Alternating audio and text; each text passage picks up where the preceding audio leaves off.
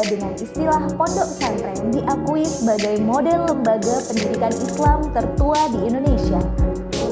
Pesantren bisa turut andil dalam peningkatan kualitas hidup masyarakat, termasuk di bidang kesehatan. UNUSA ini kan salah satu perguruan tinggi Nahdlatul Ulama juga ya, jadi punya relasi yang sangat kuat dengan pesantren, di mana juga banyak sivitas akademika yang berasal dari kalangan pesantren. Oleh karena itu, program studi kesehatan masyarakat UNUSA itu juga akhirnya menetapkan keunggulannya di bidang kesehatan masyarakat pesantren, karena kita banyak sekali yang punya latar belakang di bidang kesehatan masyarakat pesantren, dan itu adalah bagian dari amal bakti kami untuk pesantren. Kemudian keunggulan ini juga salah satunya tercermin dalam pembelajaran berbasis proyek atau project based learning yang sudah kami implementasikan di 4 mata kuliah secara terintegrasi. Jadi ada mata kuliah wawasan sosial budaya pesantren dan juga kesmas pesantren yang dilakukan di semester 5 dan dilanjutkan kemudian di 2 mata kuliah yang merupakan kesinambungan dari mata kuliah sebelumnya, yaitu mata kuliah perilaku kesehatan santri dan sanitasi pesantren. Sekarang ini kan eranya sudah kurikulum OBE ya, atau kita bisa sebut sebagai outcome based education.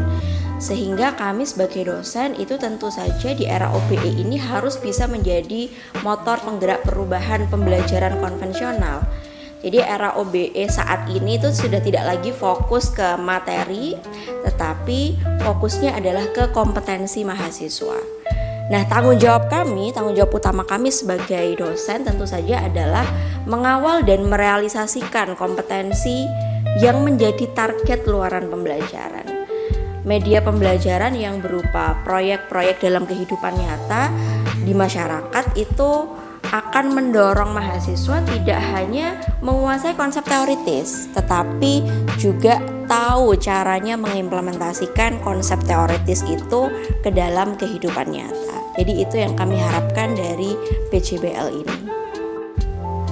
Untuk mata kuliah perilaku kesehatan santri, output atau luarannya atau kita biasa menyebutnya sebagai capaian pembelajaran mata kuliah CPMK, itu adalah kita berharap supaya mahasiswa itu mampu menyusun dokumen perencanaan dan evaluasi program kesehatan dengan pendekatan presit-prosit.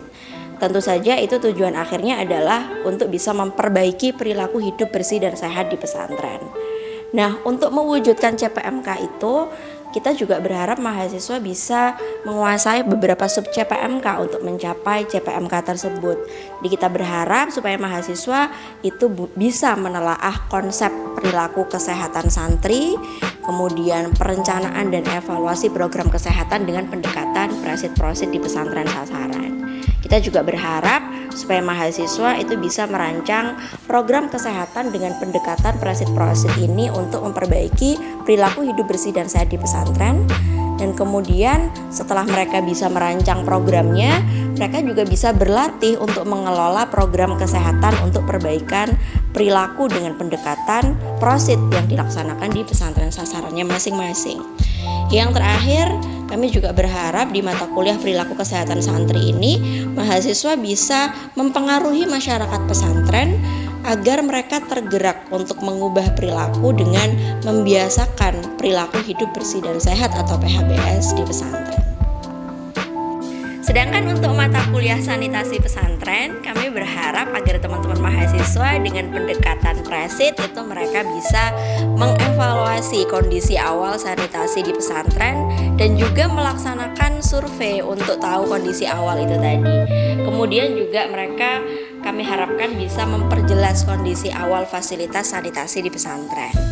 Kemudian kalau mereka sudah tahu nih terkait dengan kondisi awalnya seperti apa, mereka sudah melakukan analisis situasi dari sisi hygiene sanitasinya, kemudian kami berharap mereka bisa menciptakan program peningkatan sanitasi pesantren dan juga mempengaruhi pesantren dengan pendekatan prosit untuk perbaikan fasilitas sanitasi di pesantren sasarannya masing-masing. Nah, adapun proses dari pelaksanaan mata kuliah ini diawali seperti biasanya yaitu dengan kontrak kuliah, di mana dosen sebagai fasilitator menjelaskan apa saja sih yang akan mereka alami dalam satu semester ke depan, mulai dari adanya pembimbingan, terus kemudian konsultasi, pemberian materi yang mungkin diperlukan ketika mereka melakukan asesmen lapangan, juga sampai dengan mereka melakukan implementasi. Nah, pembekalan ini diantaranya yaitu materi praktis begitu. Kalau perilaku dan santri, bagaimana menyusun program dan semacamnya. Tapi kalau untuk sanitasi pesantren, bagaimana mengimplementasikan program-program untuk mencapai capaian akhir dari mata kuliah ini sendiri. Baik, untuk selanjutnya tahapan berikutnya yaitu implementasi. Implementasi mata kuliah ini didasarkan pada teori Prisit dan Prosit. Kenapa kami memilih Prisit dan Prosit? Prisit dan Prosit ini merupakan teori yang sudah cukup terkenal dan sudah teruji dalam berbagai situasi. Bagaimana program ini diimplementasikan. Tapi tidak sesederhana itu, karena apa?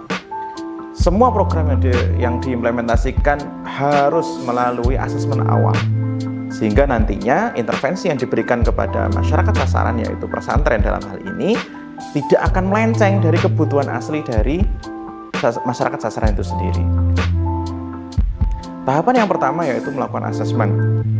Asesmen di sini, asesmen lengkap, merupakan komponen-komponen yang diperlukan untuk menganalisis quality of life-nya dari berbagai macam ya tentunya, mulai dari analisis epidemiologi, kesehatan lingkungan, perilaku, dukungan, banyak hal. Sampai dengan mereka nanti di tahapan proses akhirnya, mahasiswa ini akan melaksanakan rencana implementasi program berikut dengan rencana evaluasinya. Jadi tersusun lengkap, mulai dari rencana implementasi, sasaran, teknis pelaksanaan, sampai dengan evaluasi, output maupun outcome. Ketika memasuki fase prosit, mereka telah siap melaksanakan implementasi program ini. Terus begitu dilakukan evaluasi. Nah, tidak terputus akan hal itu, pelaksanaan mata kuliah ini juga seperti itu. Sehingga ketika teman-teman mahasiswa ini melaksanakan implementasi tahapan prosit, mereka akan melakukan seminar proses, tahapan demi tahapan, akan terus dipantau bagaimana perkembangannya, apakah masih sesuai atau linear dengan benang merah yang sudah ditetapkan di awal.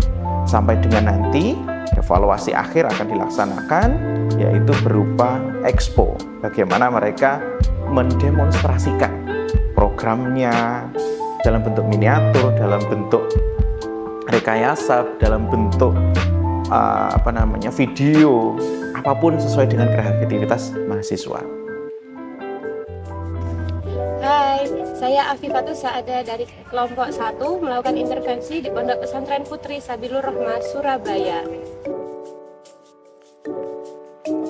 Setelah kami melakukan observasi dan pengisian kuesioner, kami menemukan beberapa masalah. Nah, dari masalah tersebut, kami melakukan FGD dengan pihak pondok untuk menentukan 2 prioritas masalah.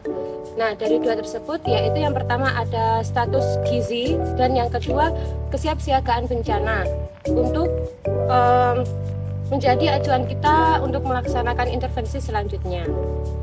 Dari beberapa permasalahan yang telah ditemukan tadi, kami sepakat untuk membuat program Zihal dan Ganatri, di mana program Zihal ini untuk mengurangi permasalahan pola makan di Pondok Pesantren Sabilur Rahmah. Dan untuk program yang Ganatri ini tujuannya agar warga di Pondok Pesantren Sabilur Rahmah ini menerapkan safety induction yang apabila ada terjadi bencana di Pondok Pesantren Sabilur Rahmah. Program kami ada 2 dengan 3 kegiatan.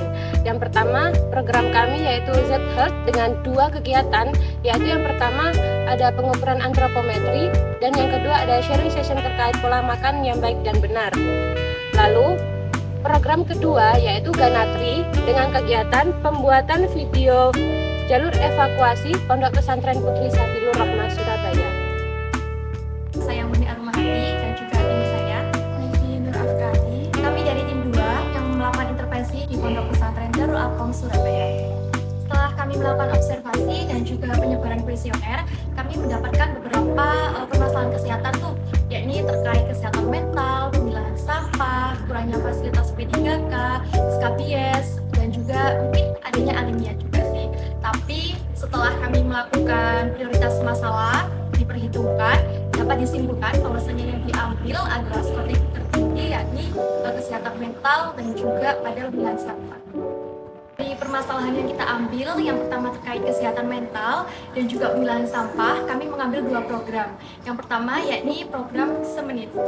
Dari 2 permasalahan yang kami ambil terkait kesehatan mental dan juga pemilahan sampah, kami mengambil 2 program tuh. Yang pertama yakni program semenit dengan kepanjangan sharing kesehatan mental intimate, di mana program itu terdiri dari penyuluhan terkait kesehatan mental, sharing session dengan ahli psikologi, dan juga ekspresi emosi daripada santri dengan waktu 1 menit. Tapi ada halangan terkait sharing session pada ahli psikologi dikarenakan adanya waktu yang belum bisa dipertemukan antara mitra dan juga narasumber. Program kedua yakni revitalisasi roan. Program ini mengenai kebersihan yang mana kegiatannya mencakup penyuluhan dan praktik pemilahan sampah, hari Ahad kerja bakti, dan pengadaan fasilitas kebersihan. Dari program tersebut, tujuan program ini yakni mengurangi permasalahan yang ada di pondok pesantren tersebut, dan harapannya dengan dilakukan intervensi-intervensi yang sudah dilakukan, para santri bisa menerapkan kebiasaan-kebiasaan yang lebih baik untuk mengurangi permasalahan yang ada di pondok pesantren tersebut. Halo, perkenalkan nama saya Uni, perwakilan dari kelompok 3 yang melakukan intervensi di Pondok Pesantren Al-Masykuriyah Surabaya. Ini teman saya.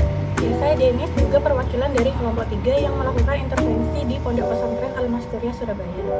Setelah kami melakukan observasi dan pengisian siskesntren, kelompok kami menemukan temuan masalah. Yang pertama adalah masalah SKBS, dan yang kedua adalah belum adanya pemilahan sampah. Berdasarkan temuan masalah tersebut, kelompok kami membuat program yang bernama Galaksi Ursa atau Gerakan Perilaku Santri Hidup Bersih dan Sehat.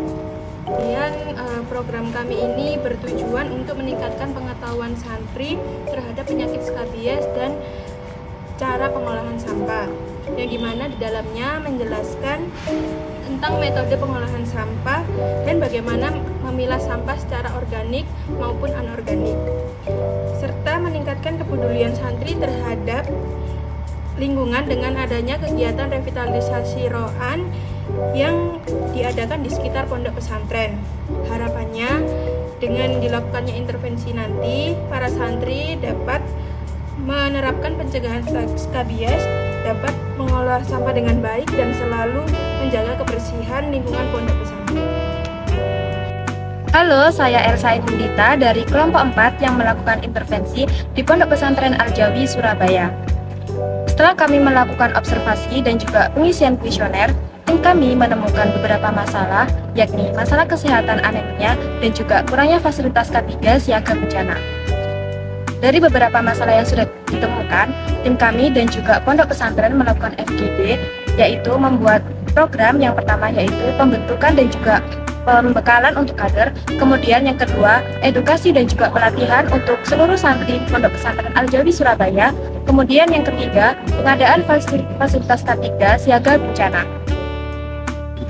Program kami bertujuan untuk meningkatkan kesadaran kesehatan dan juga kesiapsiagaan para santri terhadap bencana dengan harapan dapat terciptanya lingkungan pesantren yang aman dan sehat. Halo, perkenalkan saya Mila dan rekan saya. Dan saya Mimin. Kami dari tim 5 yang intervensi di Pondok Pesantren Luhur Al-Husna.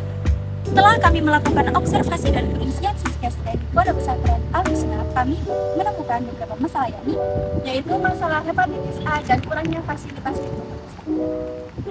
Nama program yang sudah kita intervensikan yaitu ada H3 dan PH2C, yakni H3 sendiri yaitu Healthy Food, Healthy Environment, and Healthy Self. Adapun kegiatan dalam Healthy Food yaitu kita melakukan sosialisasi keamanan pangan dan melakukan praktik warung sehat yang bertujuan agar santri dapat menerapkan keamanan pangan.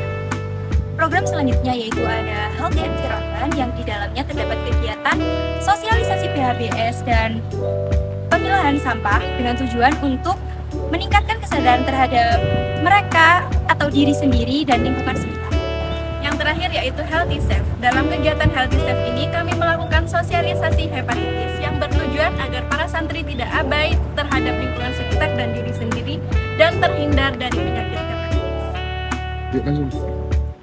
Lalu program selanjutnya yaitu PH2C, yang di dalam program tersebut terdapat kegiatan yang pertama ada janji bersih dan yang kedua ada pengadaan fasilitas dengan tujuan untuk menambah atau menutupi fasilitas yang kurang.